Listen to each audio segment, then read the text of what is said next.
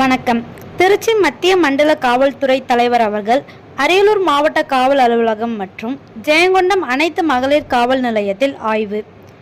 இனி விரிவான செய்திகள்.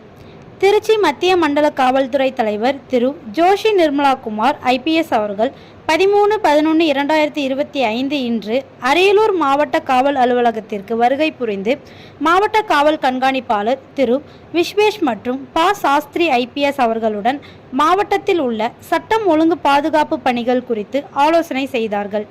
இதனையடுத்து காவல் அலுவலகத்தில் இயங்கும் காவல்துறை புகைப்பட பிரிவினை பார்வையிட்டு அவற்றின் செயல்பாடுகள், பராமரிக்கப்படும் பதிவேடுகள் குறித்தும் மற்றும் நவீன கட்டுப்பாட்டு அறையில் இயங்கும் அவசர உதவி எண்ணான 100 ஆனது பொதுமக்களுக்கு எவ்வாறு உதவுகிறது, அதன் செயல்பாடுகள் குறித்தும் ஆய்வு மேற்கொண்டார்கள். இதனைத் தொடர்ந்து மத்திய மண்டல காவல்துறை தலைவர் அவர்கள் ஜெயங்கொண்டம் அனைத்து மகளிர் காவல் நிலையத்தில் ஆய்வு மேற்கொண்டார். காவல் நிலையத்தில் பராமரிக்கப்படும் பதிவேடுகள் மற்றும் கோப்புகளை ஆய்வு செய்தனர்.